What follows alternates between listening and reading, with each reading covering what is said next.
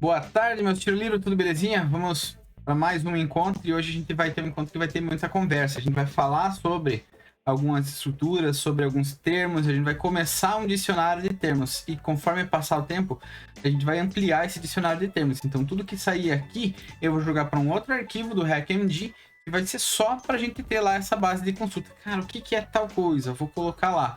E sempre que alguém me perguntar algum termo, eu vou lá no dicionário de termos e vou adicionar, cara, tal coisa significa isso, isso e aquilo. Eu não vou usar a linguagem ou a informação com as palavras mais exatamente precisas. Eu vou usar aquelas que eu achar que são mais, que faz mais sentido para a gente conseguir entender, beleza? Então, vamos lá. Primeiro, eu vou pegar os termos que são os termos mais quentes, que eu considero mais quentes aqui para o nosso momento. Quando a gente fala de desenvolvimento. Há umas 4 semanas atrás, a gente viu esse diagrama, né? Não se intimidem com a minha super habilidade de desenvolvimento, né? Eu vou só fazer uma releitura rápida de desenvolvimento de arte, fazer uma releitura bem rápida desse diagrama aqui. Então, isso aqui é um computador, como vocês podem ver, tá muito evidente que é um notebook, né? Esse notebook aqui, com esse tracinho, significa que por Wi-Fi ele está se comunicando com um roteador.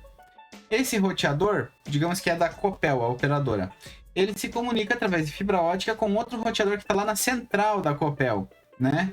Todos esses roteadores aqui, tudo que for círculo aqui, são outros roteadores. Então, a central da Copel, através de mais um roteador, se comunica com outro roteador que é a central da Vivo, com outro que é da central da Claro, e por aí vai. E isso forma uma malha de roteadores que vão se comunicando entre si, né? Até que esse roteador chega lá num lugar que tem um data center, né? Então, deixa eu puxar aqui. Data center. Vamos puxar uma imagem de um data center para ver o que é. Nossa, o que é um data center, então? É uma sala que tem essas torres. O que são essas torres? Ó, tem pessoa folgada trabalhando aqui com os pés, estragando o servidor, né? Então, cada gavetinha dessas aqui, tá vendo que tem os puxadores, né? Esses puxadores, quando puxa, vem uma gaveta. Cada gaveta dessas aí é um computador ou até um roteador, tem um equipamento de rede ali, né? Então, cada retângulo ou círculo que tem aqui no nosso diagrama, ou cada quadrado ou círculo que tem no nosso diagrama, é um equipamento que tem ali, né? E não é que essa grande elipse que tem tudo é um único lugar, um data center, não. Então, eu posso dizer que aqui, ó, essa região aqui que o mouse está pontuando, aqui em cima de mim, ela é um data center. Essa região aqui é outro data center. Cada data center conversa através um com o outro através de links de internet. Então toda essa conexão, ela forma uma malha, ela forma uma rede, literalmente a rede mundial de computadores. É assim que funciona a internet. É um monte de escritórios que não tem pessoas trabalhando, tem um monte de computadores. E esses computadores têm serviços que estão rodando neles. Ou seja, tem programas que estão rodando que quando você tenta acessar esse programa, ele te dá uma resposta muito específica. Por exemplo, eu vou acessar o Google. O meu computador, em milésimos de segundo, bateu na internet, chegou até o servidor do Google e o servidor do Google está preparado para me responder uma informação. Então, por que a gente chama ele de servidor? É um computador que está lá na internet, em algum lugar da rede mundial de computadores e que ele serve um determinado recurso. Nesse caso, o que foi o recurso? Foi o site do Google. Então, preenchendo nosso termo, servidor. Um computador qualquer disponível na rede mundial de computadores que não serve, cujo uso principal não é o uso pessoal ou para trabalho de uma pessoa. Esse computador fica disponível o tempo todo, 24 horas por dia, 7 dias por semana, né? Ou seja, ele está disponível literalmente o tempo todo e ele serve um determinado recurso para quem solicitar. Exemplo: eu peço para o meu computador abrir o site do Google. O meu computador pede para o servidor do Google. O servidor do Google responde com um recurso. que no caso é o site. Ele responde e me entrega, tá aqui o site. Ele não me entrega, desculpa. Ele entrega para o meu computador. Com recurso entregando esses dados para o meu computador. E finalmente mostra na tela. Então o servidor, ele serve um recurso. E esse recurso geralmente é um site, algo do tipo, né? O cliente é quem acessa um servidor para solicitar um recurso qualquer. No exemplo acima, o cliente não sou eu, mas sim o meu computador. Por quê? Porque o servidor é uma máquina, tem que ser um computador. E o cliente também tem que ser um computador. Uma pessoa não conversa com um computador, a pessoa conversa com... um computador conversa com outro computador, na prática. Mesmo quando eu estou digitando no teclado ali, eu estou, na verdade, assim, se for ver bem na prática, eu estou mandando informações para uma controladora que está falando com o computador. Sempre vai ter alguma camada no meio do caminho. Mas se for para simplificar um pouco, eu consigo conversar somente com o meu computador. E o meu computador consegue conversar com qualquer servidor que está por aí, desde que o servidor esteja disponível, beleza? Então, de forma bem simples, um cliente é um computador que acessa um servidor, ok? E vai receber a resposta do servidor. Server-side, né? Server-side é qualquer coisa que está rodando somente em um servidor. Esse recurso nunca é devolvido pelo servidor para o cliente. Fica oculto e é justamente o script que o servidor roda para saber qual recurso deve entregar para o cliente. Imagine aqui, o servidor do Google. Vem aqui, eu vou pesquisar sobre panela, enter. Quando eu mando a informação panela, lá no Google, ele vai pegar essa palavra panela, vai fazer no banco de dados dele uma consulta, né? Vai ver o que ele vai ter que me mostrar de imagens e textos, e daí ele vai me entregar um recurso, que é o quê? É esse site que a gente está vendo aqui, ou acho que para cá, talvez, não sei para que lado que ficou o quadradinho, que mostra todos os recursos. Então, o Google literalmente está processando informações lá no próprio servidor antes de me devolver. Esse processamento que acontece só no servidor é o processamento server-side. Eu como cliente, ou o meu computador como cliente, ele nunca vai ter acesso a esses scripts. Eu só acesso o resultado final desse script. Então, o que está rodando o server-side vai processar, vai analisar, vai ver o banco de dados, vai ver o que ele vai me mostrar. Depois de ele ter chegado num consenso lá entre os diversos programas que estão rodando lá no servidor, ele, é isso aqui que eu quero mostrar. Aí ele me entrega essa resposta da requisição. Quando ele entrega essa resposta da requisição, essa resposta é entregue para o meu navegador, que mostra para mim. Finalmente, client-side. Todo o processamento que roda no cliente e não no servidor. Geralmente, scripts mais leves ou que possuem relação com algo que o usuário está fazendo. Ponto. Vou dar um exemplo. Tá vendo aqui os 3 pontinhos? Quando eu clico, ele aparece esse monte, essa lista bem aqui em cima, essa lista de coisas aqui, né? Existe um script client-side, ou seja, que só roda aqui no meu computador. E ele entende que a hora que eu clico aqui nesses 3 pontinhos, ele tem que me mostrar o menu. E se eu clicar de volta, ele tem que ocultar o menu. Isso é algo que está rodando somente no meu computador. Quando eu clico aqui, ele não vai perguntar lá para o servidor do site, o que é para eu mostrar? Daí o servidor responde. Não, o servidor ele já me mandou o site inteiro pronto, de tal forma que o site sabe, sem precisar falar de novo com o servidor, e se eu clicar nos 3 pontinhos é para ele mostrar ou esconder isso aqui. Então esse tipo de processamento, esse tipo de raciocínio é feito onde? Aqui, client-side, beleza? Então tudo que roda no cliente, no computador cliente. E standalone é um programa que roda aqui local. no meu computador, que não é web, ele não é no navegador web. Lembra que a gente estava falando do GIMP ou do Photoshop? Isso é um exemplo de um programa que é standalone. Outro exemplo, ó, o bloco de notas, ele é um programa standalone, ele roda por si só e acabou, né? Ele não precisa ficar falando com o servidor e tudo mais. Então, qualquer software que roda sem precisar trocar, sem precisar necessariamente trocar dados com o servidor. Pode trocar dados, mas não precisa disso para meramente executar. Exemplo, vou dar um exemplo de algo que não precisa de dados do servidor nunca. Bloco de notas, Photoshop, Microsoft Word,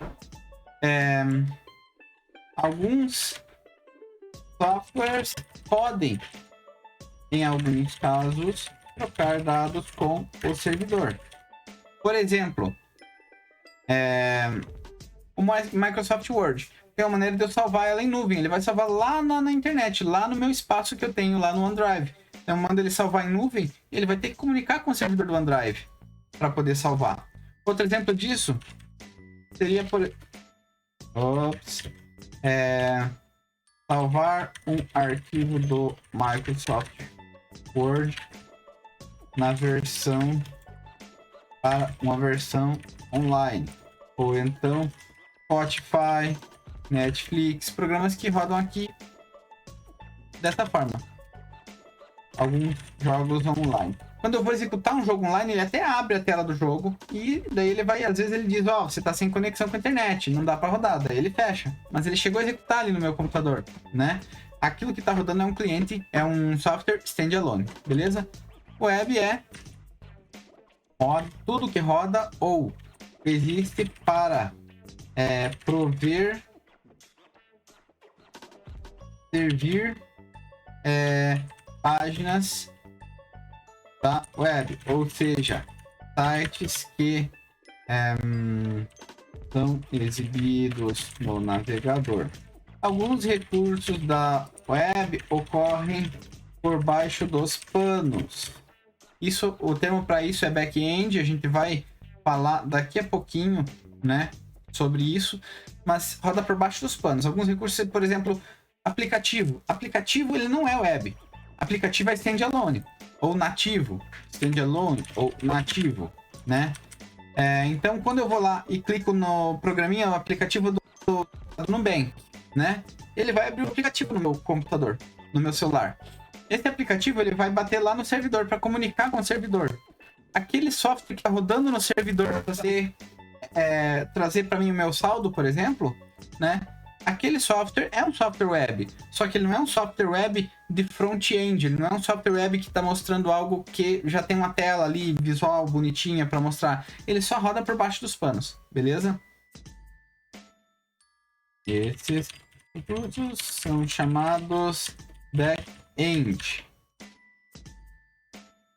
Também comunicam pelo mesmo protocolo, HTTP ou HTTPS, e também são considerados web, mas não vemos eles operando porque ocorrem no plano, porque são chamados ou executados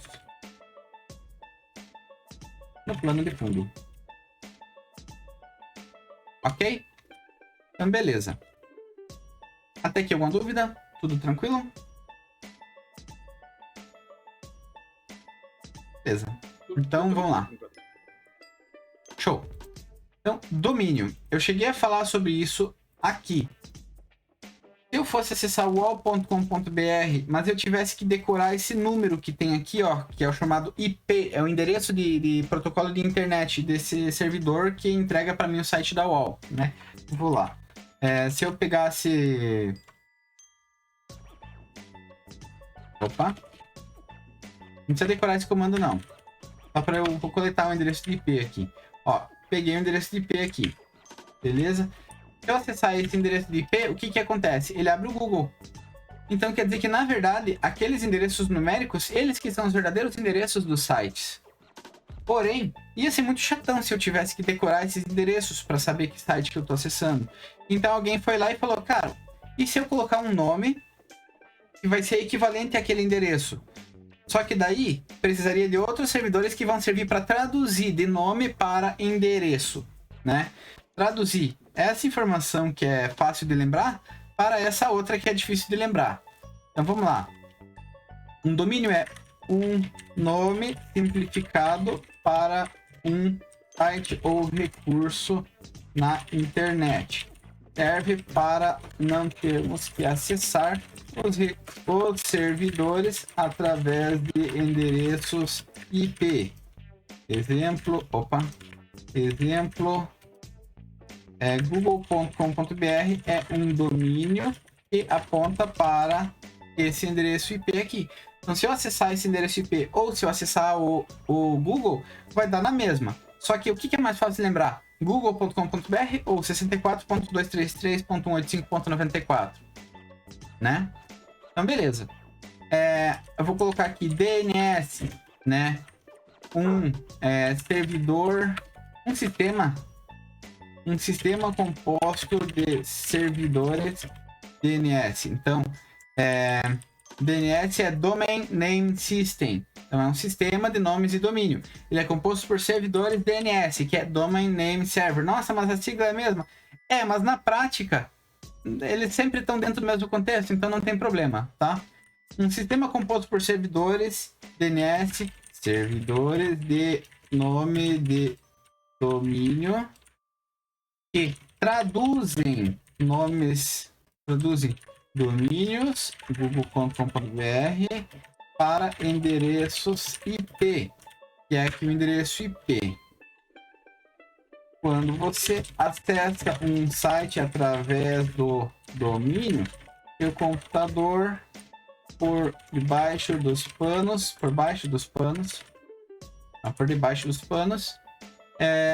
pergunta qual o IP daquele servidor para um DNS. O DNS serve para... o DNS responde com o endereço...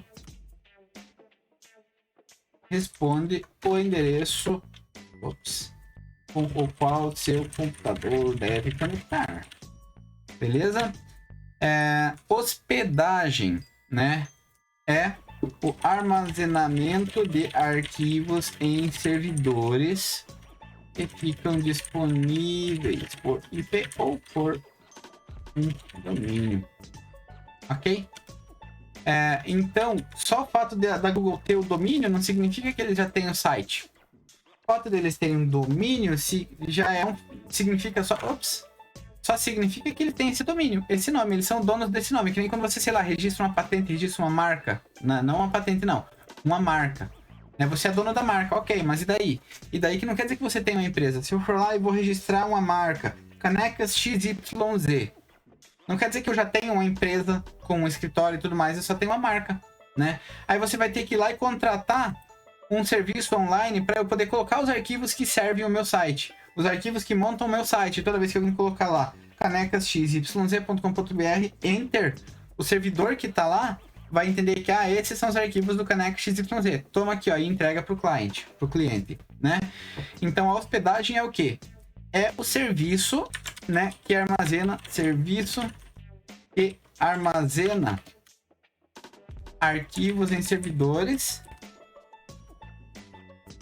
deixando esses arquivos disponíveis através de um IP ou um nome de domínio.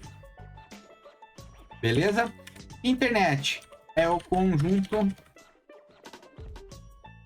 de servidores ou equipamentos de rede que montam essa rede complexa com inúmeros sites que podem ser acessados de qualquer outro ponto da rede. Ponto. Então, na prática, o meu computador ele está aqui, né? Mas se a gente fosse levar bem a grosso modo, o meu computador ele também está dentro aqui dessa bolha redonda elíptica que eu coloquei aqui. Ele também é um elemento na internet. Só que ele não é um elemento que está ali servindo recursos. Ele apenas está consumindo recursos. Por isso ele é sempre cliente. Um servidor, que esse azul, por exemplo, ele pode ser um servidor, mas ele também pode ser cliente. Por exemplo, eu vou lá no site do Mercado Livre, daí eu vou fazer uma compra. Daí, quando eu vou lá para calcular o frete, o Mercado Livre vai... o servidor do Mercado Livre se torna um cliente, porque ele vai consultar no site dos Correios, por exemplo, né? Qual é a distância ou qual é o custo do frete para um determinado recurso. Não é mais Correios, porque eles usam um sistema próprio, mas a grosso modo é mais ou menos assim. Aquele servidor, ele por um momento ele vira cliente, consulta a informação de quanto que vai ser o custo do frete, traz a informação de volta e mostra para você na tela. Então ele é ao mesmo tempo cliente e servidor. Todos os dispositivos que estão na internet, né, que estão com acesso à internet, eles fazem parte da internet. Alguns, a maior parte deles, não servem nada, apenas consomem. Beleza? Storage, armazenamento, ou seja, lugar...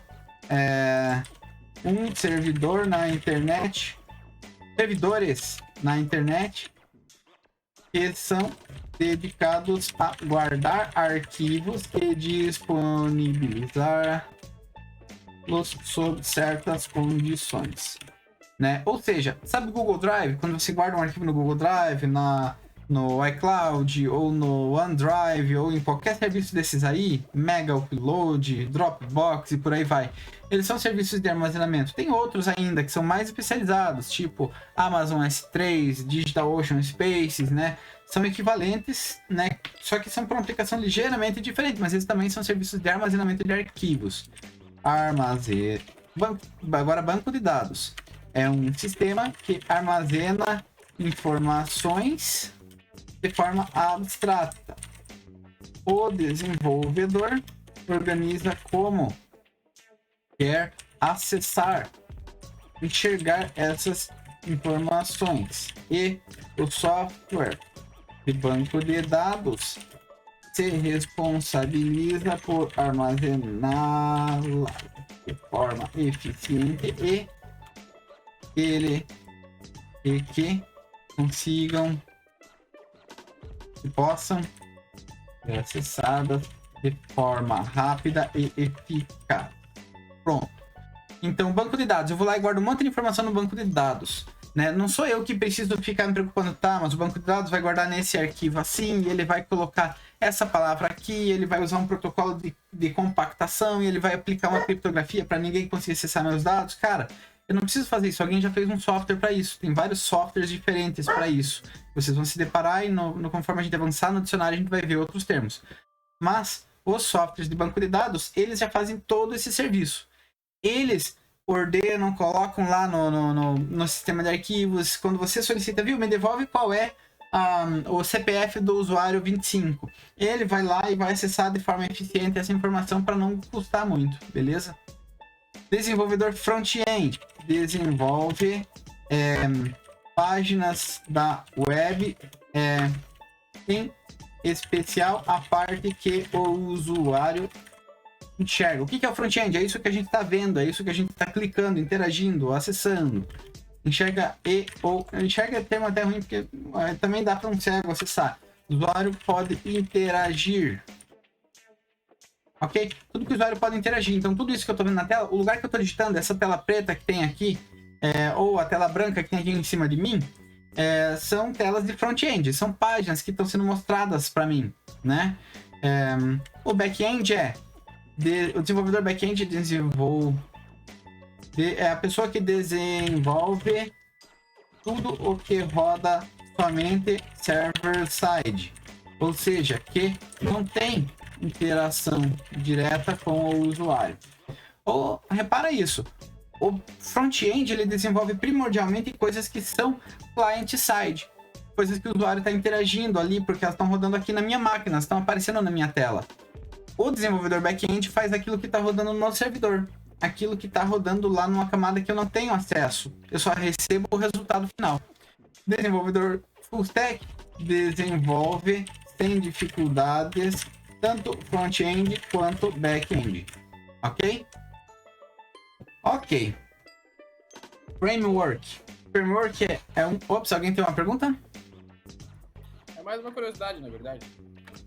Porque Pois não. falando da questão de desenvolvedor, e front-end, back-end, full stack e essas coisas, alguns amigos meus me demonstraram um certo preconceito com quem disse full stack. Isso tem alguma coisa verídica nisso aí? Ou isso é só dos meus amigos mesmo?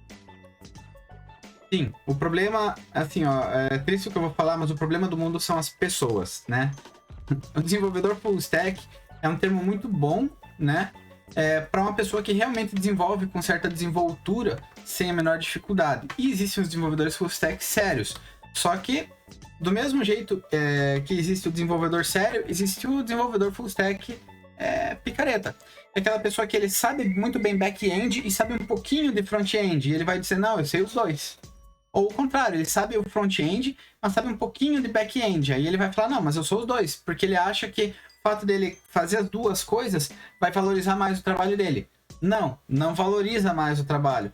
Um desenvolvedor front-end pleno e um desenvolvedor full stack pleno, o salário deles é mais ou menos equivalente. O cara não vai ganhar mais por ser full stack. Então, a dica que eu dou é, seja sincero. Já do lado das empresas, do ponto de vista das empresas, existem as empresas que contratam somente o front-end, as empresas que contratam somente front-end e back-end, as pessoas, cada um para sua função, e existem as empresas que contratam o full stack, né? E dependendo de qual é a tarefa, ela precisa de um desenvolvedor full stack. Por quê? Porque se for um desenvolvedor apenas front-end, ele precisa que o back-end fique pronto, ele vai ficar lá parado fazendo um grande monte de nadas, ou ele vai atuar num outro card que não tem nada a ver com a história, enquanto espera o back-end ficar pronto, né? Para daí ele poder fazer o script de front-end que vai utilizar, consumir aquele back-end. Então, quando a pessoa é muito especializada, ela tende a conseguir fazer melhor o front-end ou o back-end, né? Se for a especialidade dela.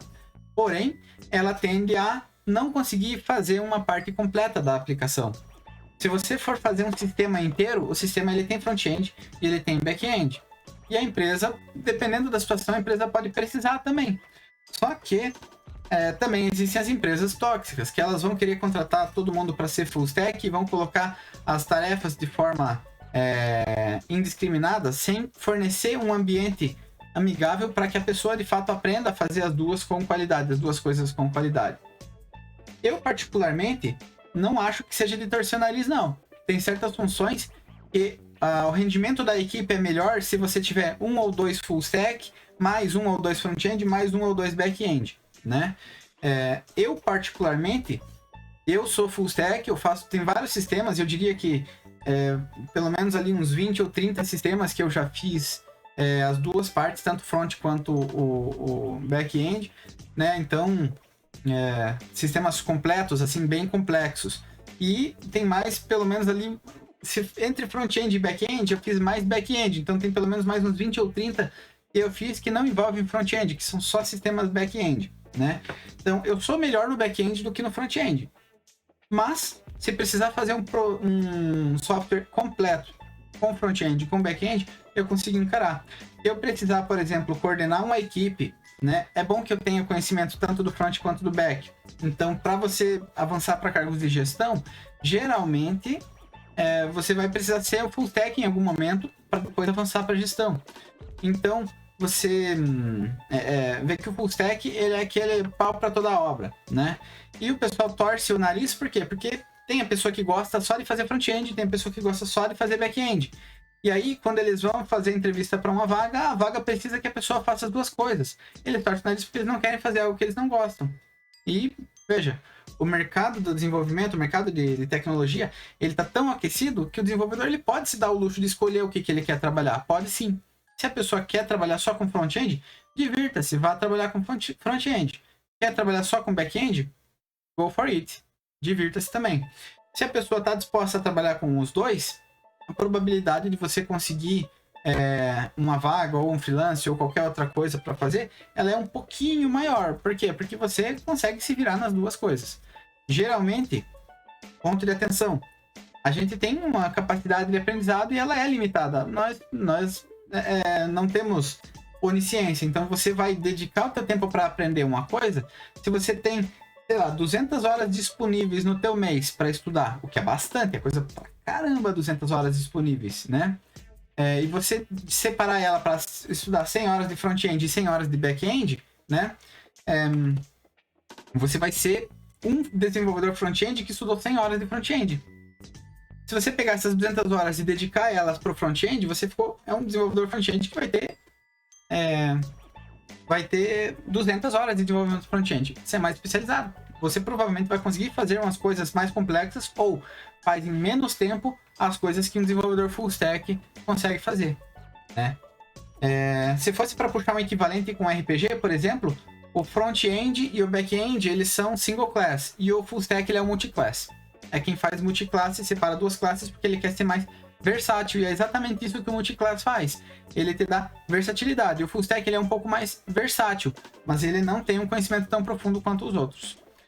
Isso vale para qualquer área. Vai existir o médico ou o advogado que são generalistas ou especialista, vai existir até mesmo, sei lá, no ramo de construção civil, vai existir no ramo de desenvolvimento de alimentos, enfim, praticamente qualquer ramo em que você crie ou utilize ferramentas, se você pode escolher ser um generalista ou um especialista, e é exatamente essa mesma situação. E é normal, os especialistas... É um clínico geral, então. Tipo isso?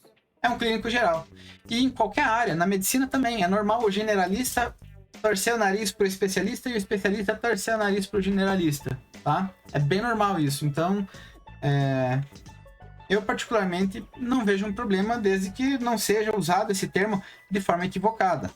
Equivocada pelo funcionário seria ele não ser um desenvolvedor full stack e dizer que é, e equivocada da forma da empresa é ela querer explorar a mais ou querer que a pessoa seja um full stack e estudou 200 horas de cada e não 100 horas de cada, ela achar que ele vai ser tão bom quanto um especialista, né? Dentro daquilo que é a especialidade do especialista.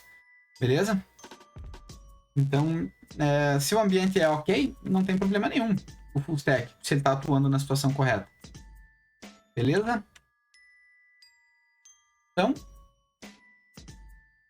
framework. Framework basicamente é um gabarito. O que é um gabarito? É um sistema, um conjunto de bibliotecas, de arquivos, um conjunto que organiza as pastas e coloca uma metodologia de como você vai desenvolver. Ele te dá uma direção de mais ou menos como você vai desenvolver e te entrega algumas bibliotecas já pré-selecionadas para deixar o desenvolvimento mais fácil. Então, são subsistemas que otimizam o desenvolvimento, encurtando algumas etapas e evitando que se precise que o desenvolvedor... Um dia eu vou conseguir digitar de volta. Antes eu digitava na velocidade que eu falo, agora eu não consigo mais. Evitando que o desenvolvedor precise fazer algumas etapas básicas que só servem de estrutura. Ponto. Há frameworks de front-end e de back-end também. O que um framework de front-end faz? Ele facilita para você criar botões, para você criar separações de tela, para você fazer um site. Ele se comporta muito bem, tanto quando o celular está em pé, quanto quando o celular está deitado. É um sistema que se comporta muito bem, tanto em computador quanto em celular. Então, existem frameworks para economizar trabalho. Por quê? Porque se você for fazer um site hoje, que vai ter que funcionar tão bem no celular quanto no computador, e daqui a um mês você precisar fazer um outro site, e você vai ter trabalho repetido ali. Para você não precisar ficar refazendo aquelas estruturas que organizam o site, né, para ele funcionar bem nos dois, você usa um framework de front-end. Além disso, tem certas coisas como acesso a informações, como que você organiza e como que você atualiza as informações na página, né? Que também você não precisa ficar refazendo isso para todas as páginas ou todos os sistemas. Você usa um framework de front-end que já organiza os dados, que já gerencia os estados, que já gerencia as informações para você, né? Também existem frameworks de back-end, que eles servem para organizar e facilitar a consulta no banco de dados, organizar o envio de certas coisas, envio de e-mail, envio de SMS e tudo mais. Então, às vezes você baixa um framework que daí com 2 comandos você já está conseguindo enviar um e-mail. Com 2 comandos você já tem um sistema escutando uma página e entregando um recurso. Você cria um servidor com meia dúzia de comandos ali. Então você tem frameworks de back-end que servem para, com bem poucos comandos, transformar o teu computador em um servidor, por exemplo, né? Então, os frameworks servem para economizar tempo para você não ficar, o pessoal chama, reinventando a roda, não ficar refazendo coisas que não dizem respeito à regra de negócio. Aí quando você está desenvolvendo um sistema, você se preocupa exclusivamente com o que chama de regra de negócio, ou seja, a lógica do teu sistema. Você não precisa se preocupar com a estrutura que vai servir para você mostrar ou consultar dados ou acessar recursos no teu sistema, beleza?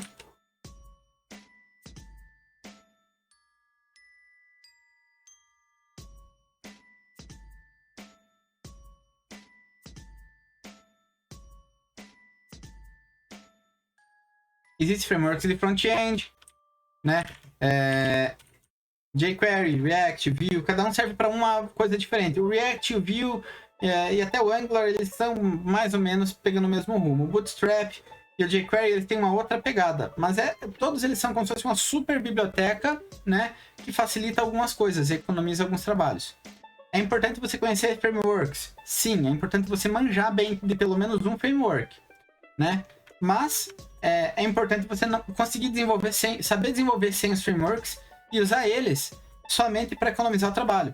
Tem pessoas que aprendem a desenvolver com o framework e ou esquecem ou nunca chegam a aprender a desenvolver sem o framework. Esse tipo de profissional, geralmente, ele não consegue se adaptar a mudanças, né? Então, é um pouco mais sofrida a vida. Então, eu sugiro você conseguir fazer o básico e depois colocar frameworks. Aqui nos nossos sábados, a gente vai aprender a fazer tudo sem framework e depois a gente vai fazer com framework e vai ver, nossa, caramba, é tão fácil com framework. Sim, mas a gente sabe fazer sem.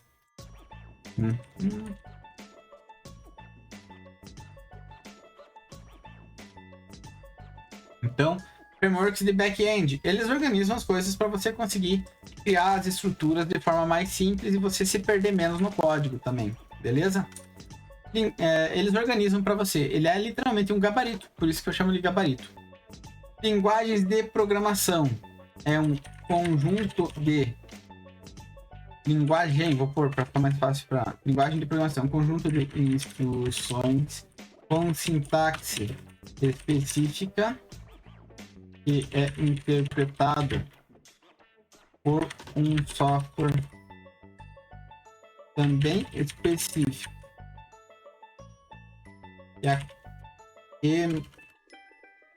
Então tem um conjunto de instruções que tem uma sintaxe e é interpretado por um software, né?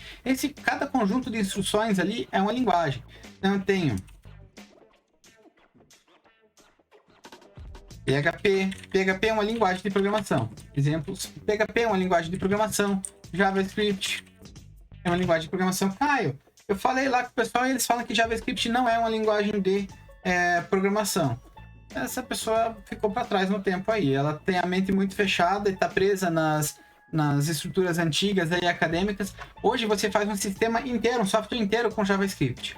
Ah, mas o JavaScript vai ser compilado para Java ou para C em algum momento. Vai, mas você está programando em JavaScript. Você cria um software do começo até o fim com JavaScript. Ele é uma linguagem de programação, ele tem um poder gigantesco, né? JavaScript, C, C++, C Sharp, Java. Caio, Java e JavaScript, o que eles têm em comum? Lá no passado, o JavaScript ele foi encomendado, né, pela Sun, né? Que era a empresa dona do Java na ocasião. Então, a Sun foi adquirida pela Oracle depois, então tem todo um rolo. Mas o ponto principal a Sun, ela encomendou lá essa linguagem para ser o Java que ia rodar no navegador. O cara que estava criando, ele foi criando, e cada tempo ele foi se distanciando mais do Java. E aí depois já nem era mais pela Sun. Ele já acabou o processo e ele foi fazendo por conta própria. E aí ele foi lá, só pediu para a Sun, viu? Posso dar o nome de JavaScript? Porque a gente começou a desenvolver com isso, existe um fator histórico, a gente teve essa motivação e também vou pegar carona no nome.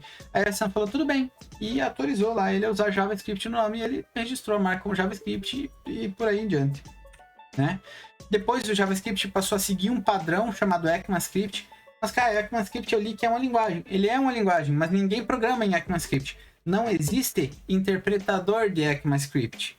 Então, existe um interpretador de JavaScript, né, que aplica os padrões do ECMAScript. Então, o ECMAScript, ou ECMAScript, ele é basicamente o padrão que é obedecido pelo JavaScript atualmente, beleza? Então, o JavaScript obedece os padrões do ECMAScript, mas é interpretado como JavaScript. Python e um monte de outro. Beleza? Eu nem vou citar todas as linguagens aqui, porque a gente passa o resto da tarde. Então, beleza. A gente tem um pequeno dicionário de termos. Aqui temos esse link. Eu vou passar esse link lá para o pessoal. Né? A gente vai começar a enriquecer esse dicionário com mais e mais e mais termos, né? Conforme o tempo passar. Beleza? Alguma dúvida? Alguém tem algum termo que queira perguntar por hoje?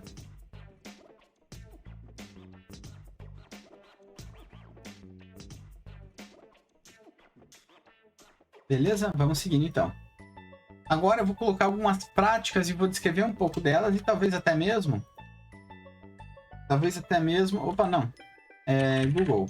Ops. Tá aí, folgado do Data Center. Busca de panela, tá aqui. F12.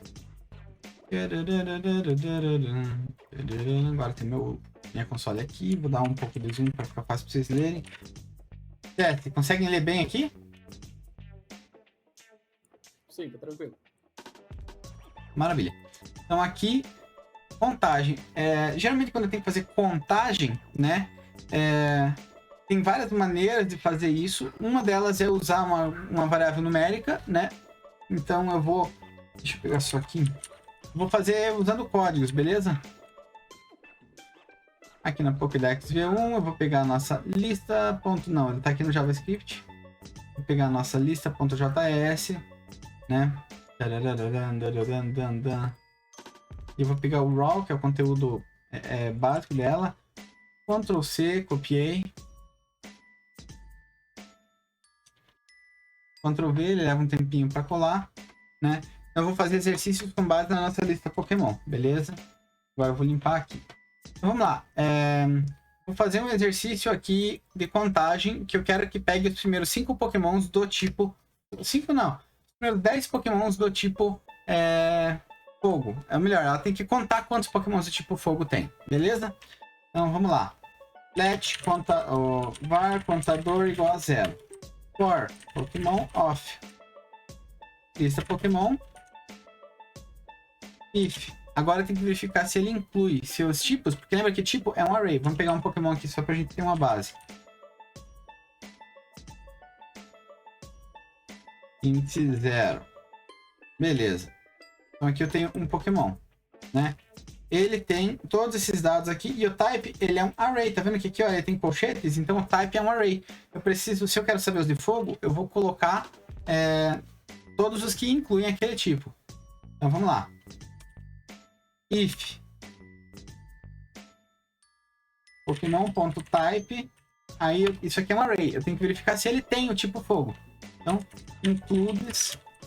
Opa, digitei errado. Includes fire. Se a lista de tipos de daquele Pokémon inclui o tipo fogo, o que eu vou fazer? Contador mais. Pronto, eu vou contar mais um. E no final, console.log por Pokémon do tipo fogo. Ele vai por tudo e descobre que existem 73 Pokémon do tipo fogo. Funciona, né? Só que, apesar de funcionar muito bem, ele não serve para eu ver quais são esses Pokémons. Então aqui, deixa eu colocar aqui.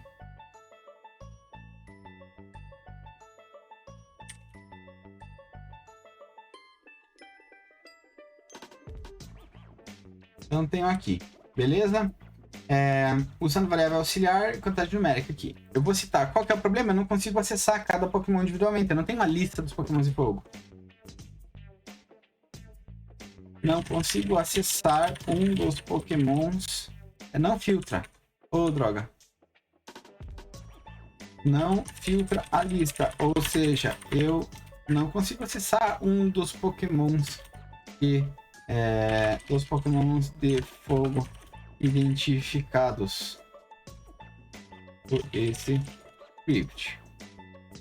Beleza? E como que eu faço para corrigir isso? Eu vou usar uma variável auxiliar agora, não uma variável auxiliar de contador. Uma que vai ser a lista, a minha lista. Então, eu vou usar o mesmo código, só vou mudar. Ao invés de ele ser um contador, ele vai ser uma lista filtrada.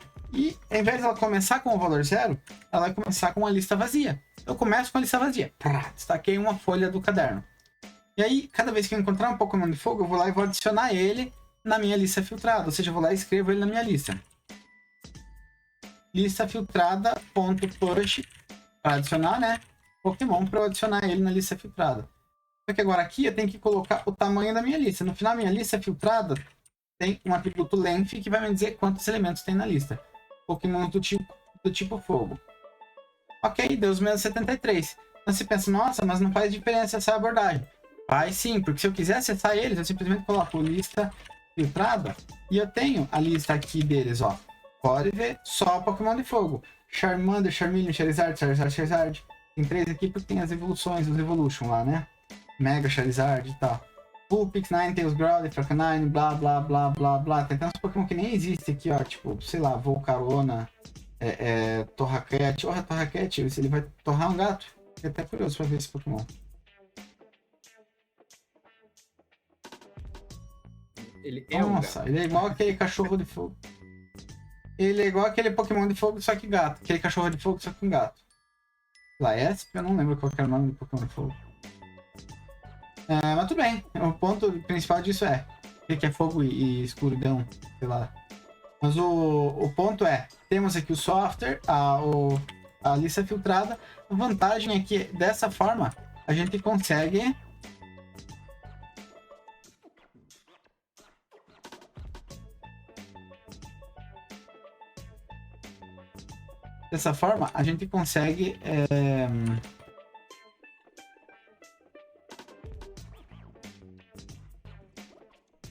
Peraí, deixa eu só voltar isso pra cá. A gente consegue acessar elementos específicos, porque ele está dentro de uma lista. E essa lista ela continua tendo um valor dentro dela. Beleza? Ok? Agora, então vocês entenderam que às vezes eu só quero a contagem. Se eu quiser só a contagem, é muito mais barato do ponto de vista de processamento do computador fazer assim. Se eu quiser a lista, é assado. Beleza? Vamos lá, resto da divisão. Sempre se usa muito o resto da divisão na computação, né? Principalmente em exercícios teóricos. O resto da divisão é representado pelo caractere porcentagem na maior parte das linguagens, inclusive no JavaScript. Então, se eu pegar aqui, vamos lá. Se eu quero saber, por exemplo,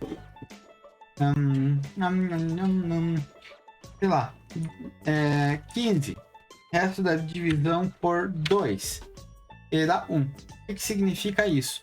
Que se eu pegar 15 dividido por 2, 15 dividido por 2 deu 7,5. Vamos interpretar esse número. O 7, 15 dividido por 2 é o quê? É 7 inteiros, né?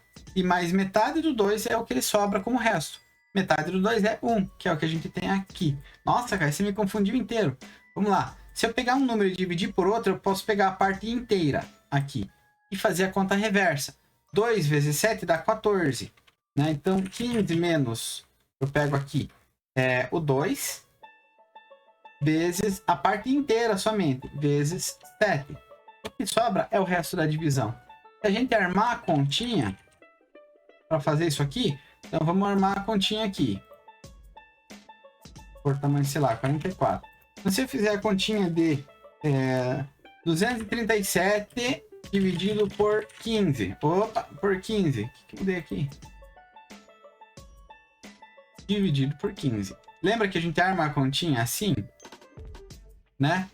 Então 15 cabe dentro do 23? Cabe. Ele cabe uma vez. Então o que eu faço? Eu venho aqui e coloco um 15. Né? Coloco o 15 aqui. Ops. Coloco o 15. E eu faço uma conta de subtração. 23 menos 15, isso vai dar 8. Então, o resto foi 8.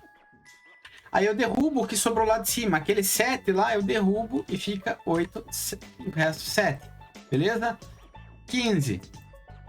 87 dividido por 15. Vamos lá, 15, 30, 45, 60, 75, 90. 90 não dá, 90 passou. Então, 5. Então, peraí, aqui, desculpe. Eu tive uma vez o 15 aqui. Uma vez o 15, então eu coloco aqui o número 1. Né? Agora, aqui, ele encaixou 5 vezes. 5 vezes. Então, eu posso colocar um 5 aqui. Só preciso colocar ele para ele aparecer alinhado minimamente, né? número 5. 5 vezes 15 dá 75. Aí eu venho nesse cara aqui e faço nova conta de menos, né? 87 menos 75 vai dar 12. 12 é menor do que 15, acabou, não dá mais para dividir. Então, 237 dividido por 15 vai dar 15 e o resto é 12. Então, aquele resto, que geralmente o pessoal faz um risco aqui na diagonal, assim, para indicar o resto, né? É esse resto que a gente está falando. Caio, para que ele serve? Ele serve para identificar várias coisas. Por exemplo, quando um número é múltiplo de outro, eu só faço o resto da divisão. Por exemplo, 15, ele é múltiplo da divisão, ele é múltiplo de 5? É. O resto da divisão de 15 por 5 é 0, porque 15 dividido por 5 dá 3, exatamente 3, e o resto não é nada. 237, resto da divisão por 15, dá 12. Sei lá, esse número aqui, resto da divisão por esse outro aqui, 72. Então quer dizer que se eu pegar 97.365 e dividir por 123, vai dar alguma coisa. Com o resto, 72. Vamos ver até quanto que dá isso aqui. 791. Lembra que eu falei que a gente pega a parte inteira? Então, 791 vezes 123 mais 72, que é o resto. Deu o número original. 990. Então, eu pego a parte inteira vezes o divisor e somo o resto. Ele obrigatoriamente vai dar o dividendo. Beleza? Tá, Caio, mas o que isso me resolve? Resolve que eu consigo identificar números muito fácil. Por exemplo, escreva um programa que colete todos os Pokémon que tenham velocidade redonda, ou seja, múltipla de 10. 10, 20, 30, 40, 50, 170, tal. Então vamos lá. For Pokémon. Pera aí. Var lista filtrada é igual aqui. For Pokémon of lista Pokémon. Então, para cada Pokémon da lista Pokémon, if pediu a velocidade, né? Pokémon.speed, para identificar se ele é múltiplo de um número. Para ele ser múltiplo, o resto é 0. O resto da divisão. O resto da divisão por 10 tem que ser igual a 0. Se o resto da divisão for 0, eu sei que ele é múltiplo de 10. Então, lista filtrada, eu posso adicionar na lista filtrada. Vamos lá.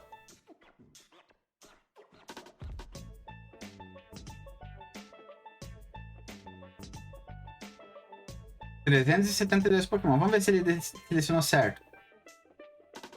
Velocidade 80. Ó, aqui bateu certo. Vamos ver lá no meio mais um. 200 e alguma coisa.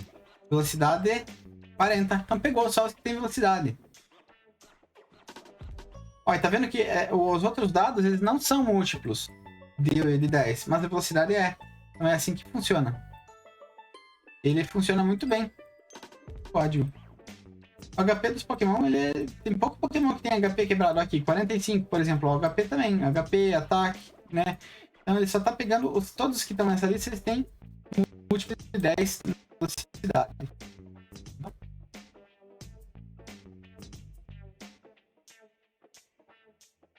Agora aqui a próxima parte. Aqui. Agora vamos pegar.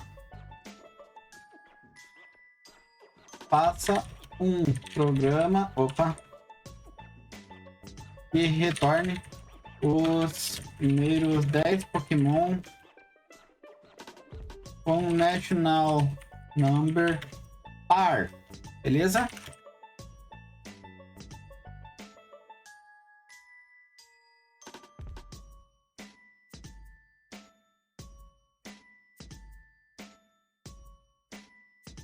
If Pokémon.National Number.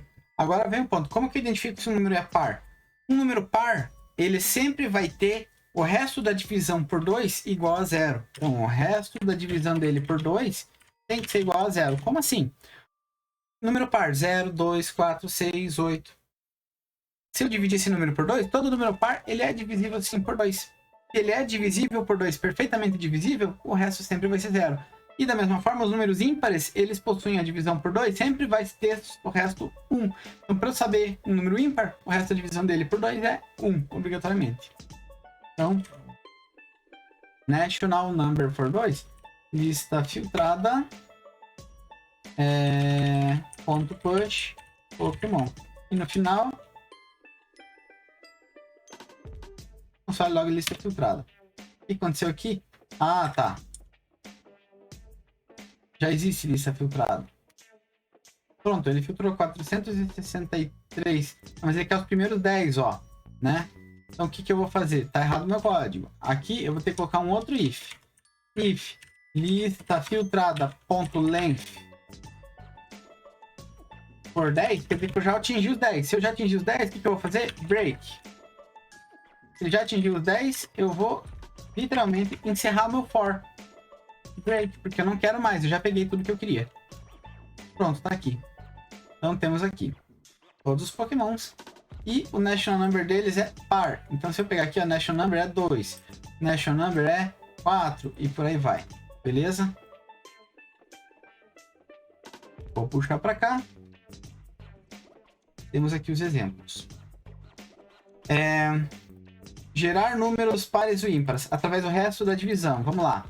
Então, se alguém pedir para mim um programa que escreva os primeiros 100 números pares. Vamos lá. Primeiro eu vou criar um contador.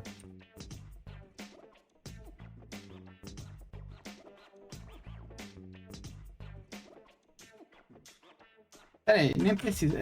Posso colocar um while aqui. While contador for menor do que 100. O que eu vou fazer?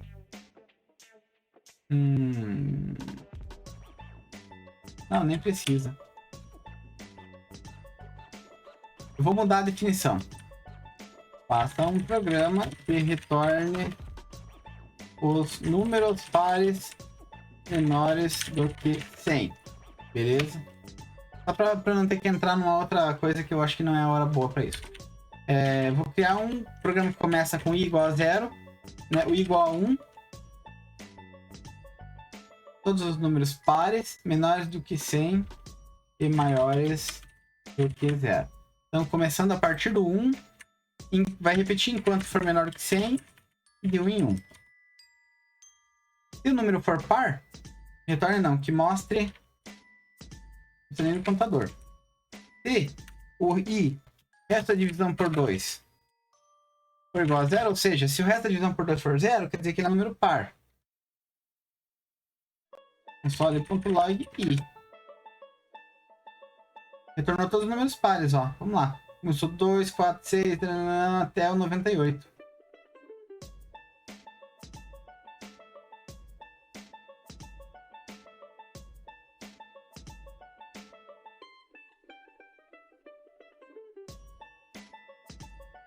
Ok. Só que esse não é o método mais eficiente para fazer isso. Por quê? Porque aqui eu tô olhando para um número, ele pode, se ele for ímpar, eu ignoro. Se ele for par, eu executo. Se ele for ímpar, eu ignoro. Se ele for par, eu executo. Isso não é legal. Tem um método melhor de fazer isso. For. Opa. For. Se eu garantir que o for já está acontecendo como número par, olha que legal. For i igual a 2, eu já vou começar com um número par. Eu vou repetir enquanto o i for menor do que 100 e vou fazer um i mais. Não, vou fazer não vou fazer ele variar de 1 em 1. Eu só quero o par. O par, ele vai de 2 em 2, então eu vou fazer ele variar de 2 em 2. Então vamos lá.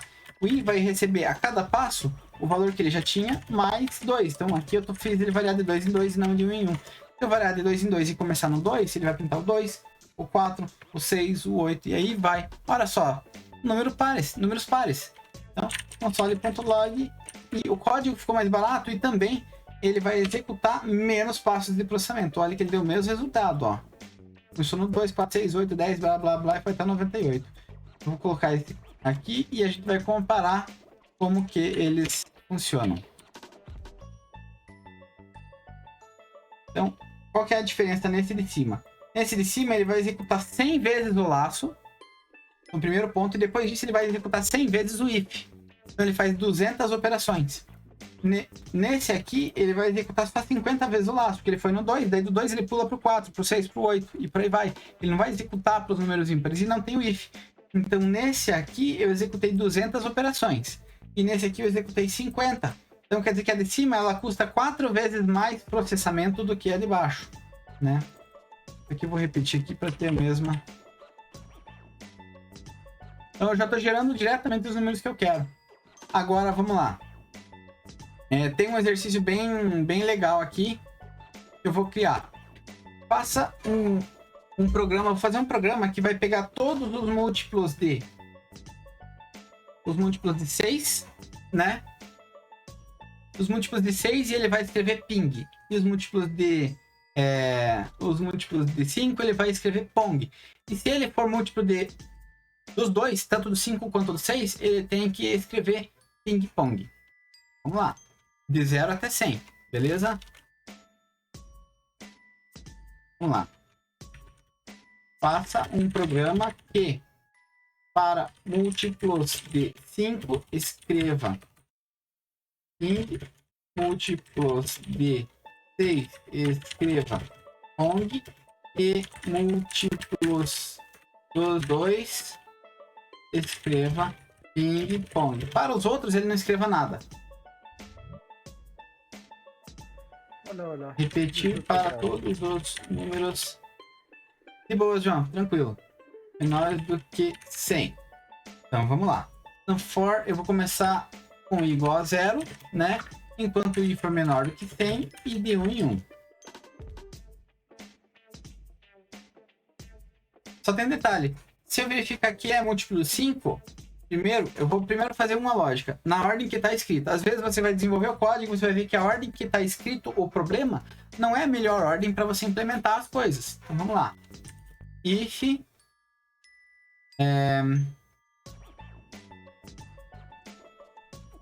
Cadê? Não, peraí. Eu tenho que mudar aqui. Eu falei numa ordem antes. Pong e aqui ping. Nossa, cara, que diferença. Você já vai entender. If se o número i, o resto da divisão dele por 5 for igual a 0, quer dizer que ele é um múltiplo de 5, né? Não teve resto. Console.log pong. If se o resto da divisão dele por 6, se eu pegar esse número e dividir por 6 e o resultado for 0, quer dizer que ele é um múltiplo de 6.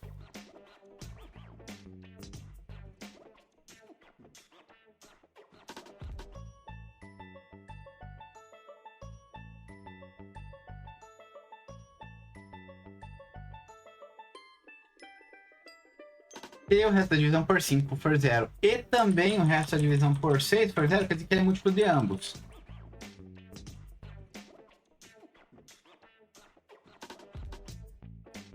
Vou dar Enter, vamos lá?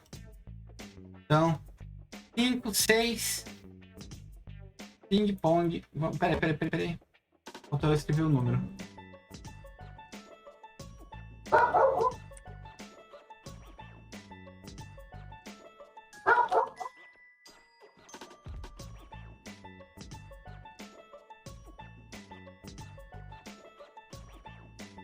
Vai passar por todos os números. 0, 0, 0, daí no ping pong, ele começou no 0, não era para começar no 0.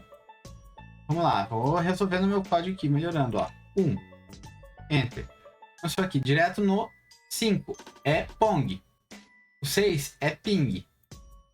O 10, ele é múltiplo só de 5, pong. O 12, ele é múltiplo de ping. Tá certo pong, tá certo ping, tá certo pong, tá certo ping, pong. Aí no 30 ele escreveu pong, ping, ping, pong. No 30 ele escreveu para os 3 casos. Eu só quero que ele escreva ping, pong. Então, uma das formas de resolver seria eu encadear os ifs. Seria assim, ó. Else, para ele só executar um depois que não for o caso do outro. Só que isso não resolve meu problema. Quer ver por quê? Porque daí quando chegar no 30, o primeiro dele ele já encerra, ó. Então, o que eu vou fazer para resolver isso aqui? Olha o 30. Só escreveu pong, não escreveu ping, pong. É porque ele está verificando primeiro esse cara e por último esse. Se eu quero que ele escreva na ordem certa, eu vou lá e vou trocar a ordem que eles estão sendo verificados. Ping, pong, chegou no 30, ping, pong, 35, pong, ping, pong, ping, pong, ping, pong, ping, pong, pong, ping, pong, ping, pong, e por aí vai. Então esse código está certo. Então, é assim que eu uso para verificar as coisas aqui. Beleza? Cadê? O segundo exemplo aqui. E assim ele vai. Por exemplo, faça um programa que mostre todos os múltiplos. Não. Vamos lá. faça um programa que mostre todos os múltiplos de, sei lá, de 18 menores do que 1000. Nossa. Beleza?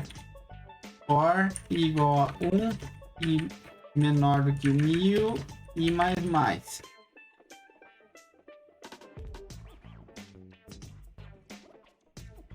If e essa divisão por 18 for igual a 0,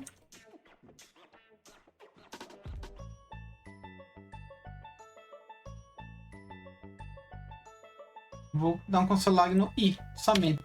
Então, todos aqui, ó. 18, 36, blá blá, e tá aqui, ó. Todos eles. Beleza? Eu vou colocar todos esses exemplos aqui porque eles são exemplos bons. Vou puxar aqui, vou colocar dentro do mesmo bloco de código. Né? E por aí vai. Eu acho que arredondamentos e laços infinitos eu preciso tocar, porque senão não bate os desafios. Então vamos lá. Aqui a parte de identificar números já tá ok. Depois a gente pode fazer uns exercícios que ele precisa do resto sem ser igual a 0. Mas a gente já, na próxima aula a gente brinca mais um pouco. Arredondamento.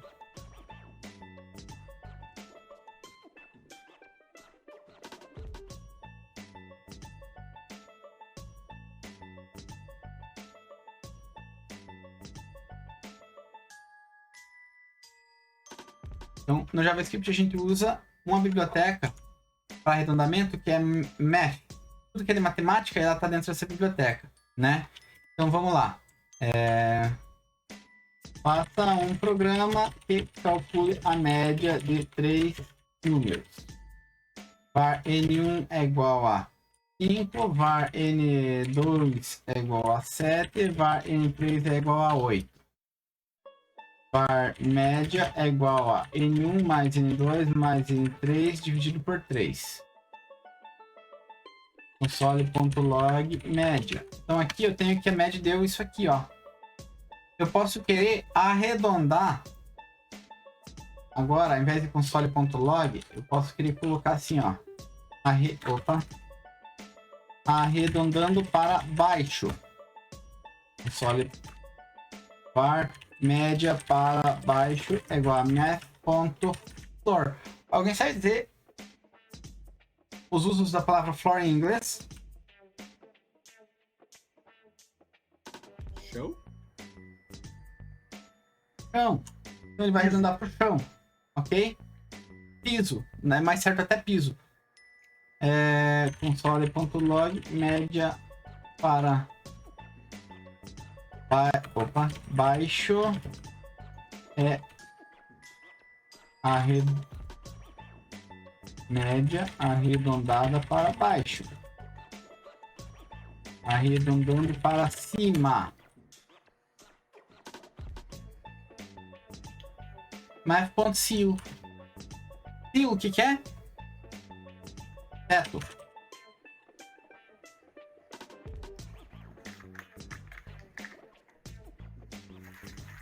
Beleza, né? É fácil de entender. E às vezes você quer que arredonde para o mais próximo. Arredondando para o mais próximo. Var média para média próxima é igual a math.round.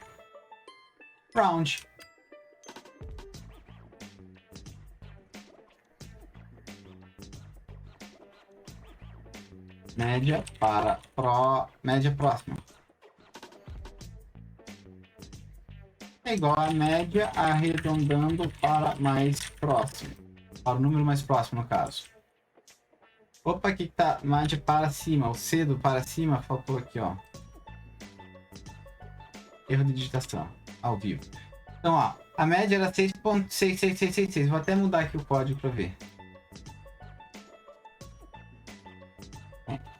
Console.log média sem arredondamento. Pronto, então 6.66 é sem arredondamento. Arredondando para baixo 6, arredondando para cima 7, arredondando para mais próximo 7, porque aqui, ó, passou da metade. Beleza? Então vamos só pegar esse código e colocar nos exercícios. Arredondamento, muito difícil? Não, bem de boa. De boas, né?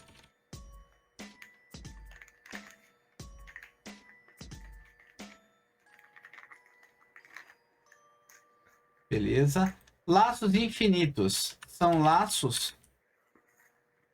Sorteio eu vou deixar para a próxima, não vai usar. São laços que vão repetir indefinidamente enquanto uma certa condição não for cumprida. Vamos por um exemplo aqui. Vamos lá. Faça um programa que colete 3 valores positivos valores numéricos positivos de um usuário. Então vamos lá. Var lista valores tá aqui. Pera aí, tem um detalhe. O programa não pode parar enquanto não fechar 3 valores válidos. Ok, então fazer o quê? While significa a palavra while em inglês? Enquanto. Então vamos ler. Enquanto a lista valores ponto length, enquanto o tamanho da lista valores for menor do que 3, eu vou repetir tudo que tiver dentro dessas chaves aqui, não importa o que seja, eu vou repetir. Ok? Vamos lá. Var valor é igual a prompt. Digite um valor. Aí agora eu preciso verificar se esse valor é válido. If. Ou melhor, se ele é inválido. É mais fácil eu pegar se ele é inválido. Então, if is NaN, ou seja, se não é um número, if is not a number. Isso é o que funciona essa função. Se ele não é um número, valor não é um número, ou valor for menor do que 0, né? Porque ele quer valores numéricos positivos. Então, menor do que 0, menos 5, não conta. Se ele for menor do que 0, ou não for um número, só, pera aí. Alert, Tecnicamente o 0 também valor inválido. O 0 ele é controverso, não dá para dizer se o 0 ele é positivo ou não. Na matemática não existe uma definição. Mas vamos colocar aqui para não deixar em dúvida mesmo, né? É uma boa colocação. Agora, quer dizer que aqui a gente detectou se é um valor inválido. Se ele não for inválido, ele é válido. Então, lista valores.push valor. E no final, console.log valores digitados, 2 pontos. Digite um valor. 78. Digite um valor. Batata. Valor inválido. Digite novamente. Sei lá. Menos 123. Valor inválido. Digite novamente. 45. Caio. Não. 7. 78, 45 e 7. Funcionou. Então, é assim que eu tô num laço, ele fica repetindo infinito, ó. Se eu pegar esse laço aqui e ficar digitando para sempre, durante todo o resto da eternidade, digitando isso aqui, provavelmente eu vou morrer de velho e não vou ganhar no cansaço. Você não ganha de um computador no cansaço. A não ser que acabe a energia, daí ele cansa e já era. Então, ó. Então vamos lá. E sorteio. Ainda dentro da biblioteca Math, não é na biblioteca, é da classe Math, temos um método random para obter um número aleatório entre 0 e 1. Para números maiores, multiplicar pelo número alvo. Então, vamos lá. Faça um programa que sorteie 3 valores aleatórios. Quaisquer. São 3 valores, né? For i igual a 0, i for menor do que 3, i mais. O que ele vai fazer? Let ou var valor é igual a math.random.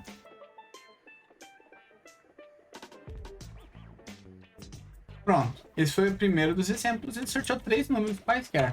Pode acontecer de repetir? Pode. A chance é pequena. Faça um Agora vamos lá, outro. Vamos ver, alguém talvez tenha similaridade. Faça um programa que role um dado. Ou seja, sorteie um número de 1 a 6. Ok? Um número só. Então, vamos lá. Var valor é igual a math.random vezes 6. Isso aqui ainda tem um problema. A hora que eu jogar, o valor deu 1.5. Se eu pegar aqui até... Vou até mudar aqui em detalhe. Console.log valor. 5,59. 5... O que a gente tá vendo disso aqui? Teria que usar um round aí. Tá número quebrado. Teria que usar um round. Só que se eu usar um round, ele vai andar ou pra cima ou pra baixo. Só que no sorteio, existe a chance dele cair 0, né? Se ele tem a chance de cair 0, o round vai dar 0 de novo.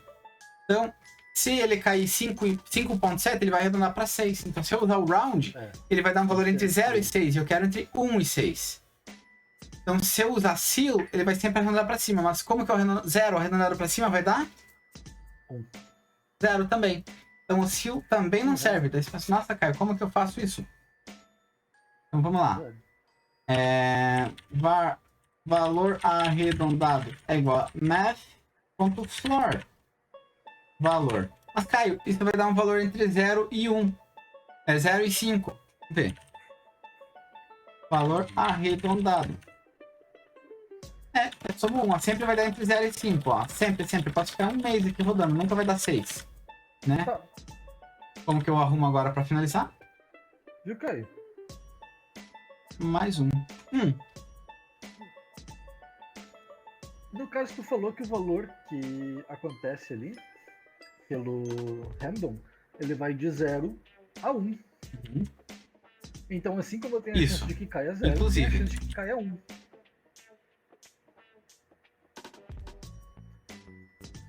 Correto? Se cair 1, ele vai dar 1 vezes 6. Bem observado. Bem observado. Né? Tem essa chance. Vamos olhar aqui a definição. Math, Random, JavaScript. Vamos ver a definição dele. Ele inclui os números. Inclusive 0, mas não 1. Então, por definição da função, quem fez a função fez com que o 0 está incluso e o 1 não. Eles pensaram exatamente nesse caso. Mas sim, foi um questionamento muito bom isso. Foi um questionamento muito bom. Porque ele faz com que a gente tenha que analisar como que a função funciona. Então eu tive que botar no Google qualquer, porque eu não sabia de cabeça. Então aqui tem o código, eu vou colocar esse código aqui. Não, eu já coloquei, né? Então agora vamos lá. Ok. História, né? Então vamos lá. Faça um valor que sorteie 6 números de 0 a 60 para um jogo da Mega Sena. Olha que legal, cara. Faça uma função. Uma função que sorteie 6 números. Vamos lá. Function sortear números. Let jogo é igual a uma lista vazia. O que eu vou fazer? Eu vou sortear 6 números. For i igual a 0 e for menor do que 6. Né? Então isso aqui vai executar 6 vezes esse laço. O que eu vou fazer? Vou primeiro sortear um valor. Var valor é igual a math.random. Aí eu vou arredondar esse vezes 60. Agora eu vou pegar esse valor. É igual a valor. É igual a math.floor. Então vou arredondar para baixo o valor. E vou somar 1. Então agora eu tenho o número de 1 a 60. E o que eu vou fazer aqui agora? O jogo é um array. Então eu vou dar um push para colocar o valor arredondado no array. E pronto. E no final essa função ela tem que retornar. Return o valor o jogo. É isso. Como que eu testo ela? Eu só chamo ela. Como que eu chamo? Coloco o nome dela. E coloco os parênteses aqui. Vou chamar ela. Vou dar o enter, que daí ele vai criar e já vai executar. Opa, sortear. Sortear. Digitando errado, daí não funciona, tá, pessoal? Fica a dica. Sortear números. Olha só, 1, 6, 58, 48, 13, 52. Por acaso, hoje é sábado. Resultado Mega Sena. 8, 11, 22, 25, 26, 36. Ah, teria acertado um total de 0 números. Aí Não temos ganhei o 7 fato milhões, de que esse pode programa repetir ficou o número, ruim. né? Poderia repetir. E na Mega Sena não poderia repetir. Boa! Temos que me resolver isso. Números únicos. Únicos. Então agora eu vou ter que mudar essa lógica. While, ao invés de um for, vou colocar while jogo.length for menor do que 6. Eu mudei a lógica. Beleza? Jogo.in. Se o jogo já tem o valor arredondado, o que eu vou fazer? Nada. Eu preciso que o jogo não inclua. Como que eu faço para ele não ver uma coisa? Eu boto uma exclamação. Então, o que eu fiz aqui? Quando eu coloco exclamação, eu estou dizendo não. Se não, jogo includes, ou seja, se o jogo não inclui o valor arredondado, ou seja, se ele já não foi sorteado, ele vai colocar aqui e vai retornar o jogo. Então, ele só vai adicionar se for valores únicos. Beleza? Eu vou deixar sem isso aqui por enquanto, só para eu mostrar como pode acontecer de fato. E foi um ótimo questionamento aí. Vamos lá, sortear números. Deu algum repetido? Não, vou de volta. Não, vou até aparecer repetido. Não é uma chance tão gigantesca assim, né, de aparecer repetido. Ainda mais vezes 60, né? 60, exatamente. Então vamos lá.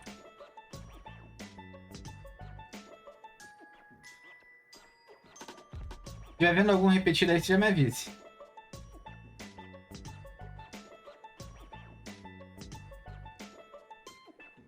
Ali, ó. Sorteio números 10, 10, 49, 3, 26, 20. Aí, ó. Aqui já sorteou repetido, ó. Sorteou. Então essa função ela tá sorteando repetido. Se eu habilitar isso aqui, a gente pode passar um mês aqui que ela não vai jogar os repetidos. Enter. Vamos lá. Então temos um joguinho de fazer Mega Sena aqui, ó. Beleza?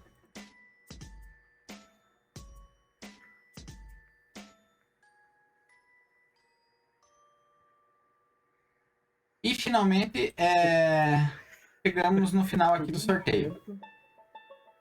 Por um momento eu achei que tivesse repetido, mas eram duas linhas diferentes. A linhas diferentes. Muito bem. Aqui eu vou deixar os desafios para vocês. Eu tô começando a pesar um pouco mais os desafios. Então quem não fez, eu recomendo muito fazer os desafios. Porque, cara, tá começando a ficar bem legal. Tá começando a ensinar programação forte mesmo. Agora tá começando a exigir programação. Ah, mas eu não tô conseguindo. Me chama lá e a gente troca uma ideia. Beleza? Faça um programa aqui. Primeiro, pergunte ao usuário quantas notas compõe a média final. E a seguir, pergunte quantos alunos tem na classe. A seguir, o programa deve perguntar as notas de cada aluno e mostrar na consola a média do aluno e a média da turma. Como assim? Vai perguntar quantas notas. Ah, são 3 notas. Beleza. Daí ele vai lá. Para cada aluno, ele vai perguntar quantos alunos. Ah, tem 10 alunos. Então ele vai perguntar agora, diga a nota 1 do aluno 1. Agora, diga a nota 2 do aluno 1. Agora, diga a nota 3 do aluno 1. Ótimo, coletei as 3 notas do aluno 1. Volta. Nota 1 do aluno 2. Agora nota 2 do aluno 2, nota 3 do aluno 2. Próximo, e aí vai. E vai colocando as notas. No final eu quero a média de cada aluno, né? Não precisa do nome. É a média de cada aluno, né? Pode chamar de aluno 1, aluno 0, aluno 1, aluno 2, pode chamar pelo número de chamada deles, né? E no final também quero a média da turma toda, que é somar toda a lista das médias. Dica, façam ali com 2 e 5. 2 números e 5 alunos na hora de testar, porque é mais fácil, beleza? Beleza. Próximo, utilizando a função de buscar Pokémon que a gente criou na aula anterior, faça um programa que peça para o usuário o nome do Pokémon, busque na lista e adicione no time até chegar a 6 Pokémon.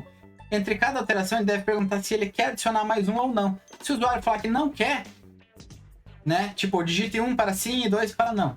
Se ele falar que não quer, ele interrompe com menos de 6. O usuário colocou 2 Pokémon e não quer mais, ele vai mostrar a lista com 2 Pokémon. Né? Se o usuário for até 6, você fala, ó, time fechou. Aí você não pergunta mais e já mostra o time. Terceiro, faça uma função que retorne um Pokémon aleatório. Não pode ser um Pokémon que tenha Evolution. E quarto, faça uma função que pergunte um valor mínimo e um valor máximo. E ela vai percorrer a lista e mostrar todos que tiverem um atributo total entre os valores. Então, colocar o mínimo de 100, o máximo de 150. Vai mostrar todos os Pokémon que o total tiver dentro de 100 e 150. E ele tem que me retornar, essa função tem que me retornar a lista desses Pokémon. Beleza? Pessoal, alguma dúvida sobre hoje? Várias, mas depois eu vou Não? ver a Fechou? aula pra entender o que eu perdi. Se chegou um pouquinho depois, aí vai ser complicado. Mas eu vou colocar aqui o texto e vou mandar também o vídeo. Eu vou mandar o vídeo de hoje antes de mandar o vídeo de sábado passado e de sábado retrasado. Por quê? Porque os vídeos do sábado passado e retrasado eu vou ter que fazer um tratamentinho no áudio. E ficou bem bugado, né? E o desse sábado agora, já ele tá inteiro, tá pronto, então eu consigo enviar e já deixo ele pronto. Isso facilita para você aí, João, beleza? Beleza. Então, pessoal, muito obrigado pela presença de todos e um ótimo sábado para vocês. Até mais.